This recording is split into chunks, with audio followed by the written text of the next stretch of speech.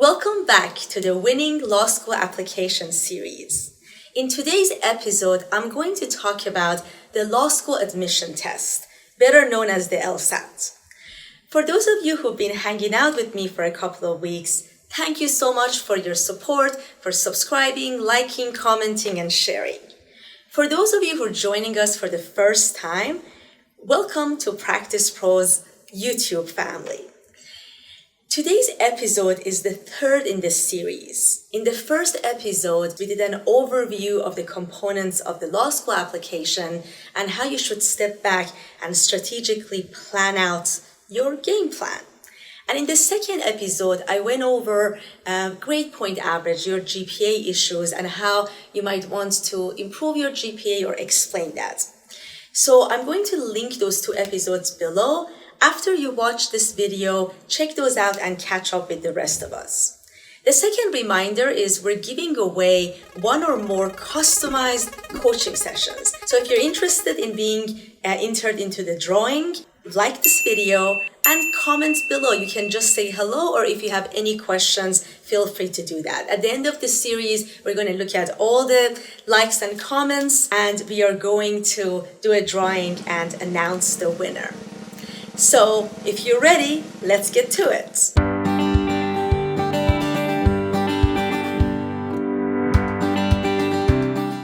We have 4 items on the deck today. First, the what's.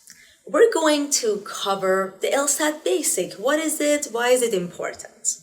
Second, we're going to talk about the when's.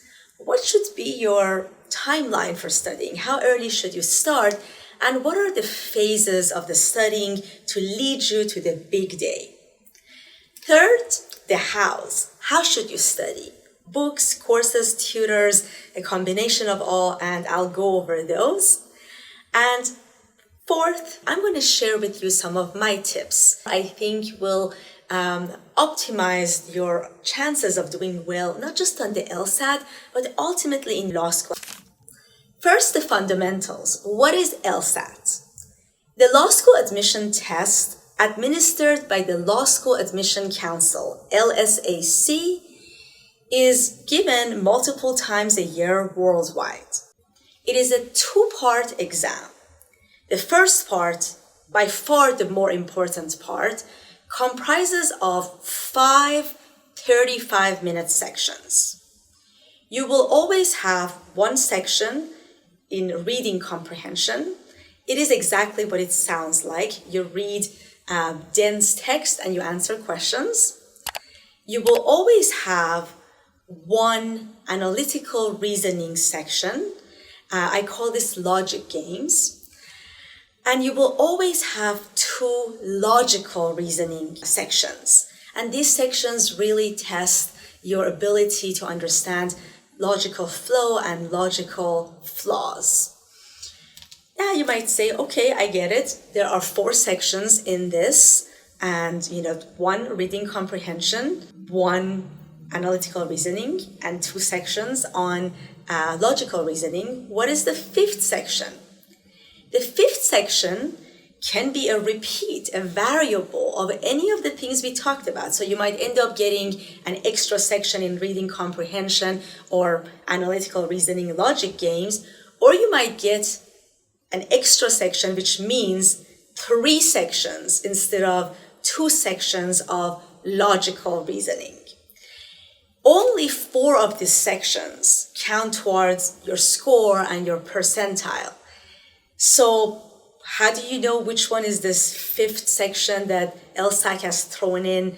And well, first of all, they just throw that in to test the quality of their questions for future tests. There is absolutely no way that you're going to know which one it was going to be. I know that there are things out there on the internet that are going to give you some tips of maybe you can figure out which one it was. But I always suggest don't waste your time on things you can't control. Just imagine you have 5 scored sections and you got to ace each one of them. So that was the first part of the test, the first part of LSAT. What is the second part?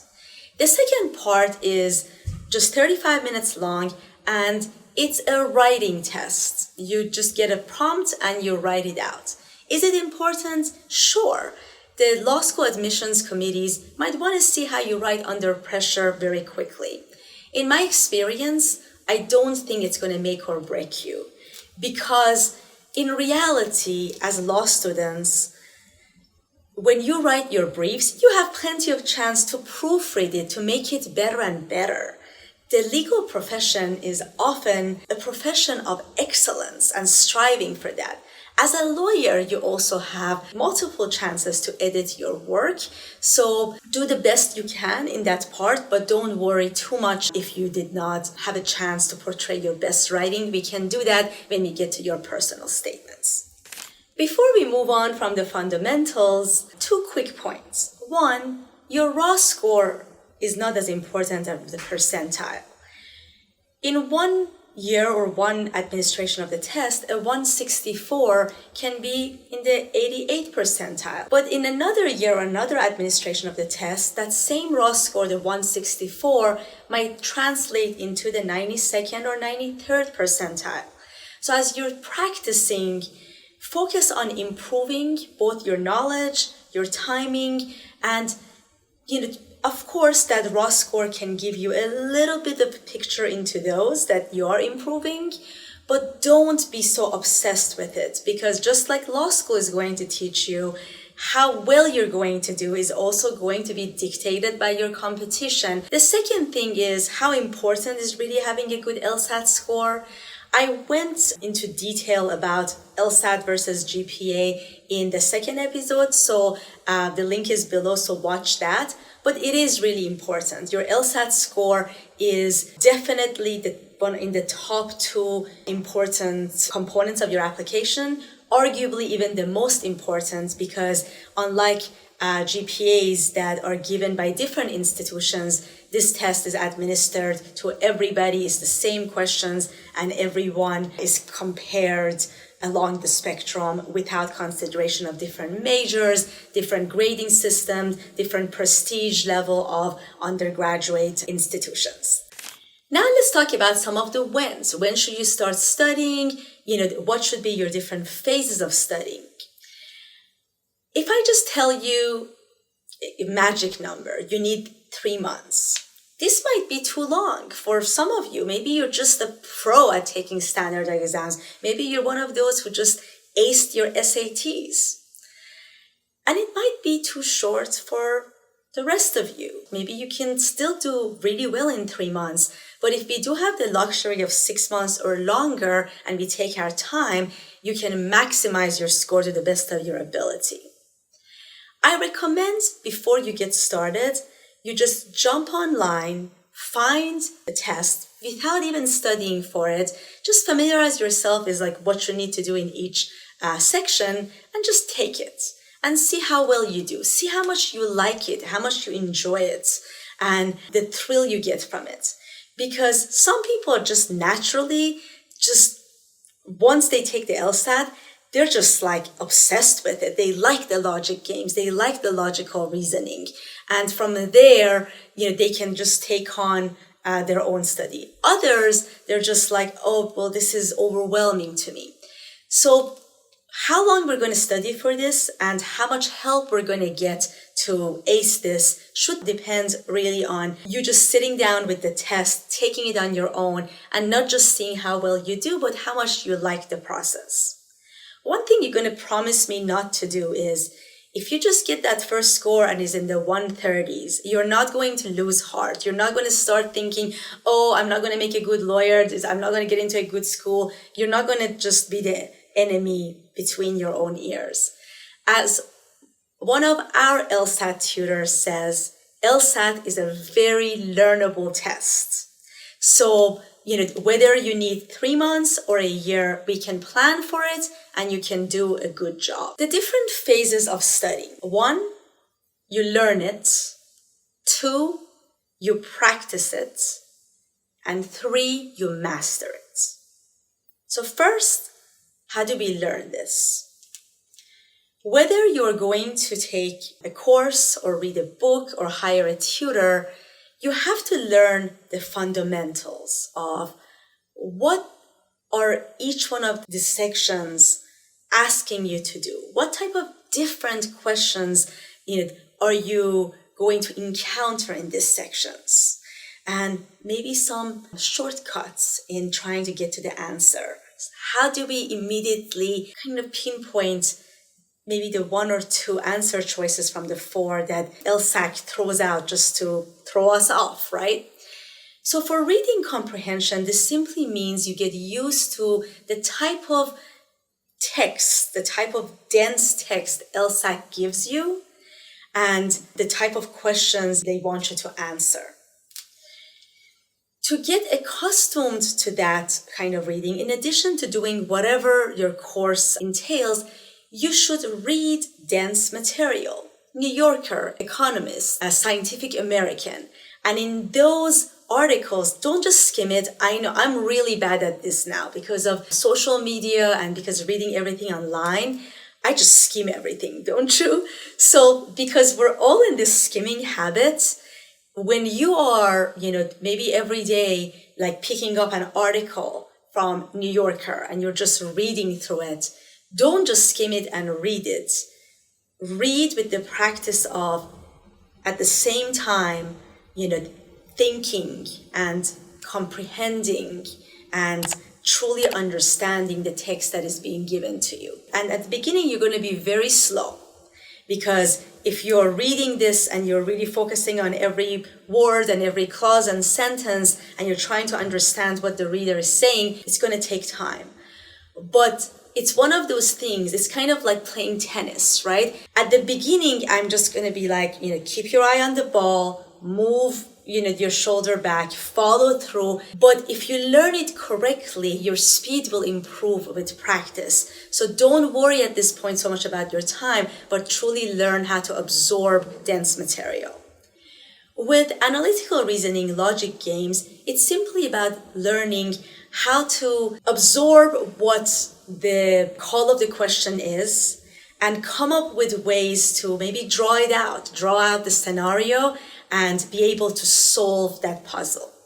And finally, with logical reasoning, you're introduced to the concept of drawing logical conclusions based on premises and, also identifying logical flaws.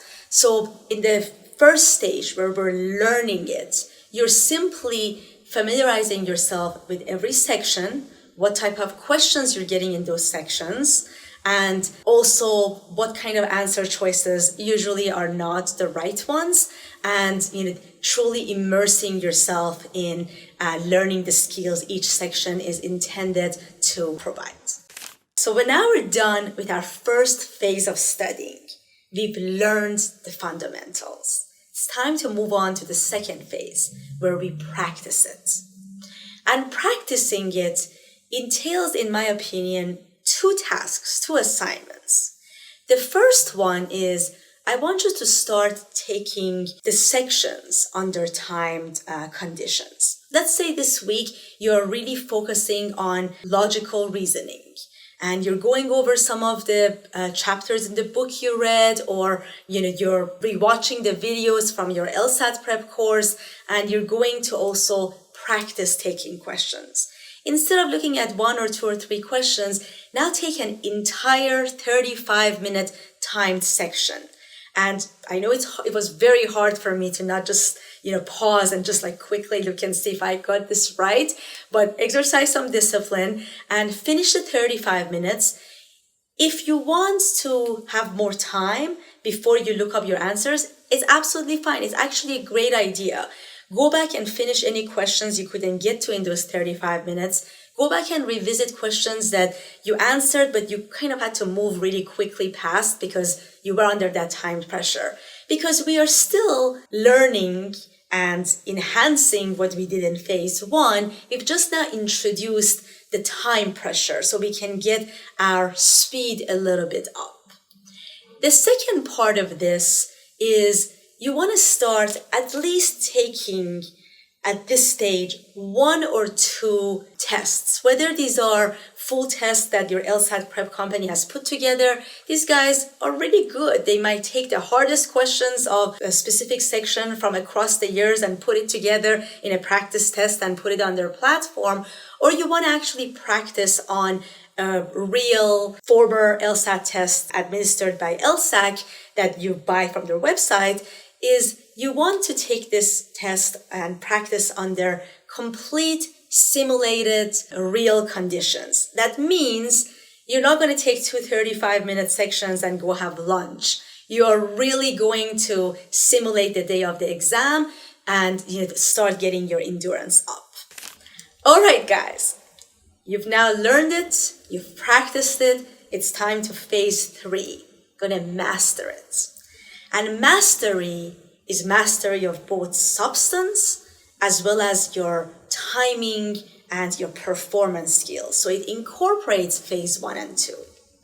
On mastering the substance, I'm going to share with you one of the tips by one of PracticePro's LSAT tutors, Himani, who says in order for her to master it, she had to learn how to teach it.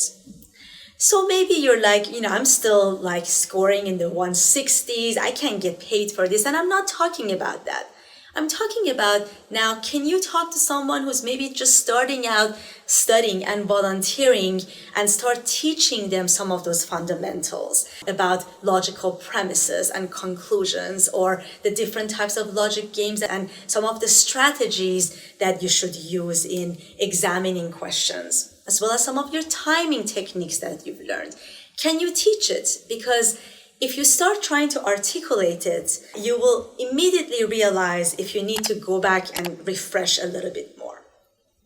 The second part of mastery is now to take our timed practice to the next level. It's like an athlete who's always been training, but now we're like a few weeks before the tournament, before the Olympics. It's time to step it up. It's time to be on fire.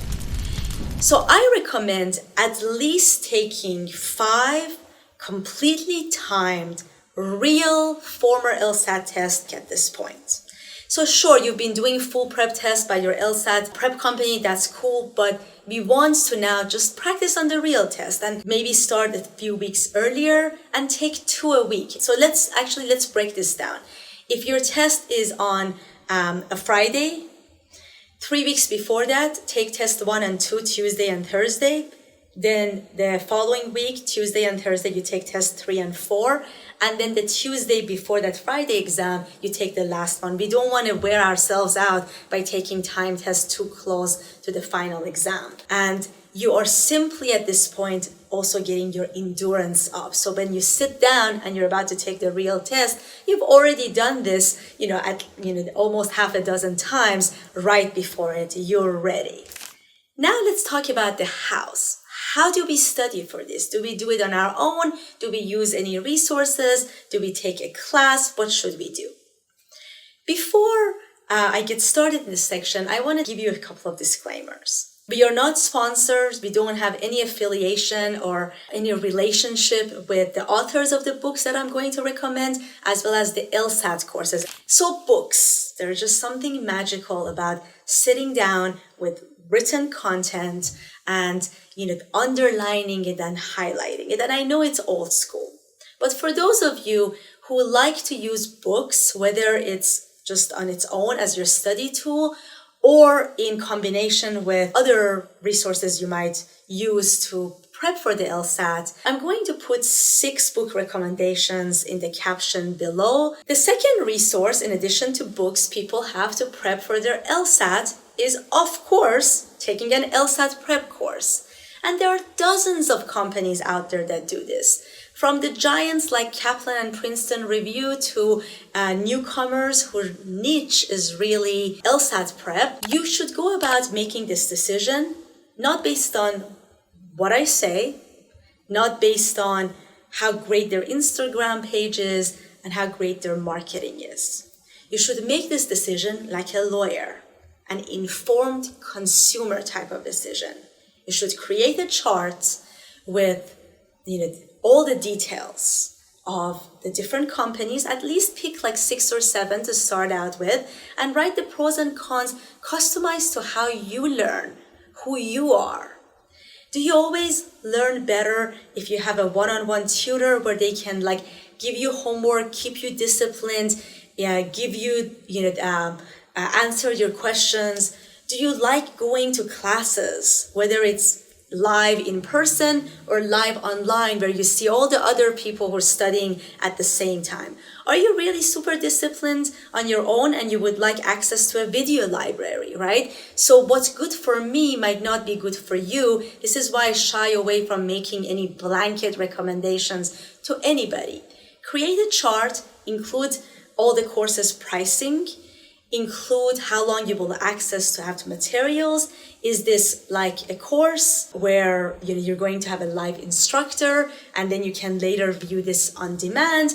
Is this just a video library? Do they have forums with a supportive community that answers questions? So test out a couple of these things by charting them. If you can do a trial, do a trial.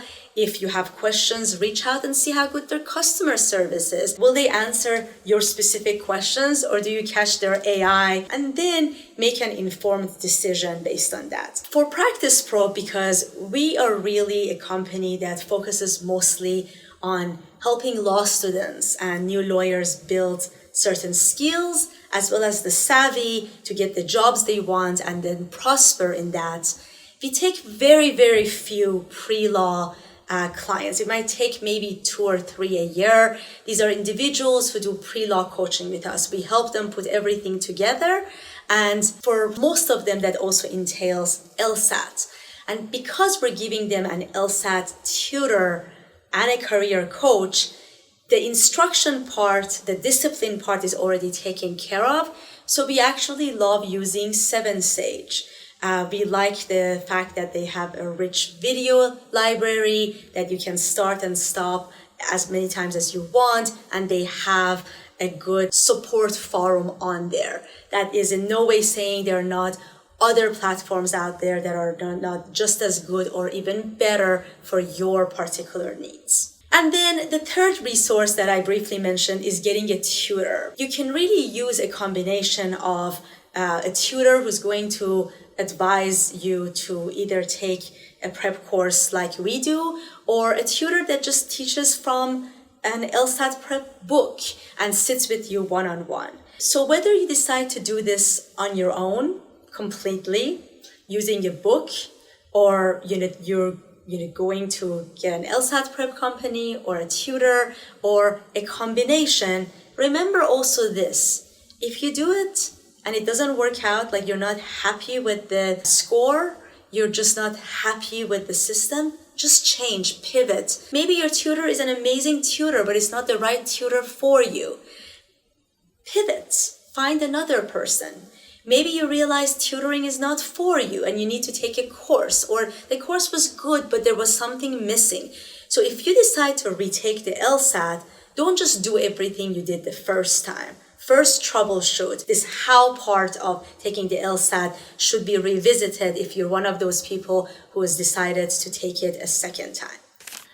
All right, guys, we are now at the final section of this video where I'm going to share with you some of my personal tips for doing well on the LSATs. Before we do that, can you do me a favor? If you haven't already, support us by subscribing. Also, go ahead before you forget and just hit the like button on this video. We really appreciate your support. My first tip is a repeat of kind of what I did above, is don't ever fall for marketing, whether it's with my company, a tutor, LSAT prep company. You are smart. You know you. So do your research and go beyond the surface to make sure if you're investing in a product, it's the right product for you. My second tip is, in order to ace the LSAT, if you have 3 months or more, I want you to start working out. And now you're like, did I dial wrong? Did I press forward and go to a different video? Like, I thought you were going to give me an LSAT tip. This tip of working out, and you don't need to become a super athlete. 30 minutes a day, 6 days a week. And it doesn't need to be intense. It can be enjoyable. It can be 30 minutes of just getting your heartbeat in the cardio zone and building that endurance up. I have seen this work. I have seen people who work out in law school do better in exams. Physically, you're going to have to sit down for many hours, not to just take the LSAT, but every time you do a prep course. So we need your physical endurance to be up. Mentally also, by having that discipline, by getting out there and having that routine, you're going to be better prepared for some things that, throw you off during the test. When this was in person, whether it was writing or digital, sometimes the next person to you is like sniffling, and that kind of distracts you, right? You want to be able to be in your peak state, and you can't be in your peak state without working out. Next, you are more than your score. If you've taken this test one time and it was a bad experience, try again. It's not the person that gets there first. It's not the super talented that make it. They might shine, but I have been in this profession for a long time.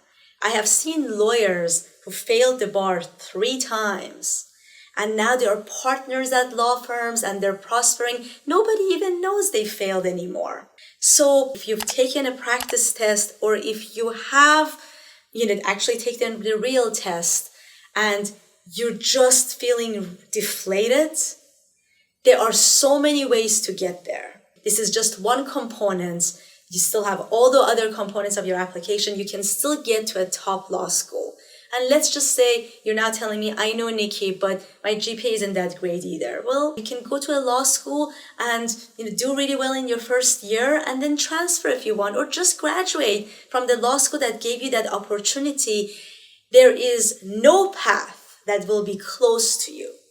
Some paths might be more difficult depending on where you go to law school now, at this moment, but it does not mean there are not things we can do and we can't go a different route to get there. This is what I actually do for a living, to help law students and lawyers who are not where they want to be pivot and get there. So you promise me that regardless of what that score says, if your dream is to become a lawyer, you're not judging yourself by that score and you're still going to try.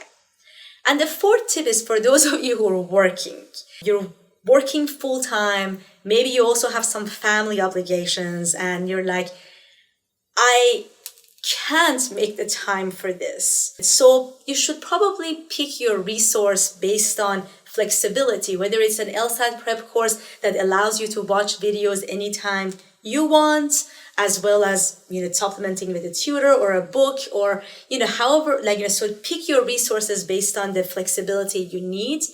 But what I recommend for those of us working is use downtimes in the work week for that phase 1 type of things, for learning the fundamentals. I would not, when I'm really tired and I've worked a full day, maybe it wasn't even that easy of a day, and then maybe you also have kids or family obligations, and now it's 8 p.m. and you've had dinner and you're really tired. That's not the time to take a timed section, or definitely not a timed full exam, because you're going to be too tired, you're not going to do well, and your confidence is going to beat. This also goes for those of you who are taking LSAT prep courses, and the LSAT prep courses have you on a strict schedule of you got to do this today, you got to do this tomorrow. Pivot from that, modify that if needed to best serve how you function. When I studied for the bar, and everybody should take a bar prep course, nobody should study on their own. We had, after 2 or 3 weeks, we had to take multiple choice to practice. I didn't do that. That was one thing I modified, because I know myself and I know I really take it seriously, that performance. And I knew my understanding of the fundamentals was not good enough. I didn't want to waste those questions. So of course I did everything they said that I should do. Of course I took all those questions, but I modified it a little bit, and I didn't take it on the weeks that they had recommended starting on that. And I did that 2 or 3 weeks later because we had a couple of months to study.